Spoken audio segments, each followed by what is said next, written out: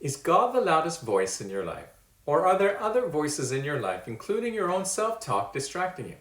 I'd like to continue the short mini-series, Does God Still Speak Today? Now, there are three types of things that hinder us from hearing God's voice. They are distance, distraction, and discernment. In part one of the series, we explored how distance separates us from God's voice. And today in part two, I'd like to focus on distraction.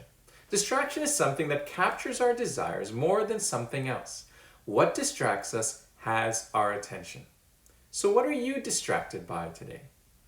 If you're a parent, you know the experience of calling your child who's fixated with their laptop or video game, phone or TV show, that when you call them for dinner, they don't respond. Now, most often, they're not intentionally ignoring you. They're just so consumed with their screen that your voice is a peripheral noise. At times, we do that with God too. We're so focused on what we desire to do that God's voice becomes secondary, a peripheral noise that goes unnoticed. Do you know each year we get noisier as a people? At the turn of the century, we invented motors and then cars and eventually planes that could fly. All of them are noisy. Then we invented other noisy things that came into our homes and our lives.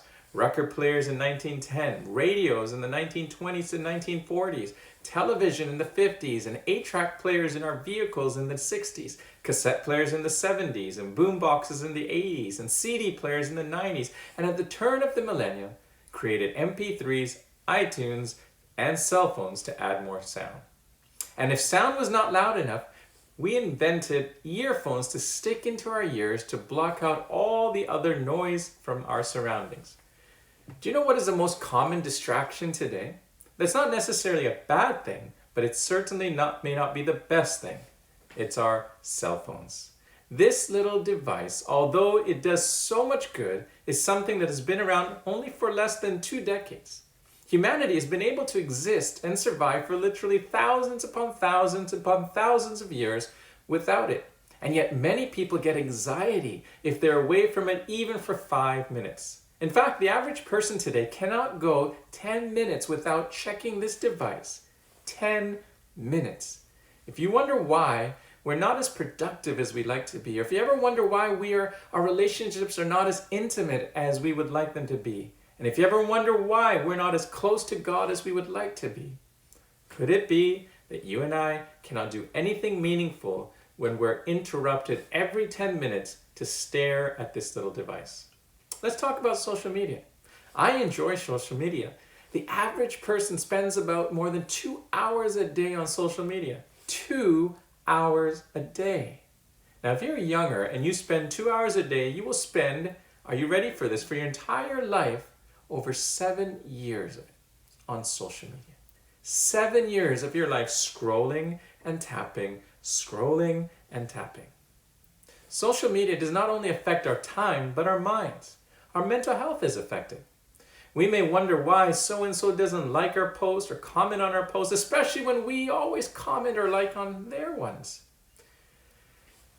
Envy and comparison, jealousy, dissatisfaction, loneliness, depression, anxiety are all byproducts of excessive social media use. We have to tell ourselves this, that my life is too valuable, my calling too great, and my God too good to waste my life distracted by the things that do not matter. The enemy doesn't need to destroy you if he can distract you. Proverbs 4:25 says, "Set your gaze on the path before you. With fixed purpose, looking straight ahead, ignore life's distractions.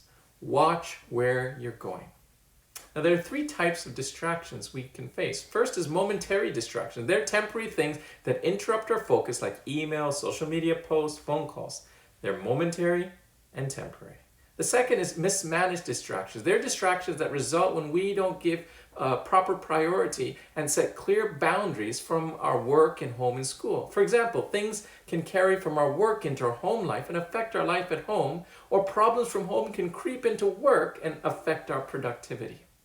The third is movement distractions. They're things that take us off course and alter the direction of our life and future. It could be an alluring temptation, a traumatic event, or even a negative experience.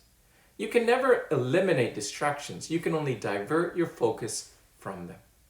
And silence is one of the most effective acts a person can do to engage, to get rid of the idolatry in our hearts. Silence gives God an opportunity to expose what is in us and open what is before us. So will you take some time today to be silent? Turn off your phone, sit in a comfortable place, and take a few moments to be silent and listen intently to what God may speak to you. He wants to communicate with you today and break through the distractions and the noises in your life.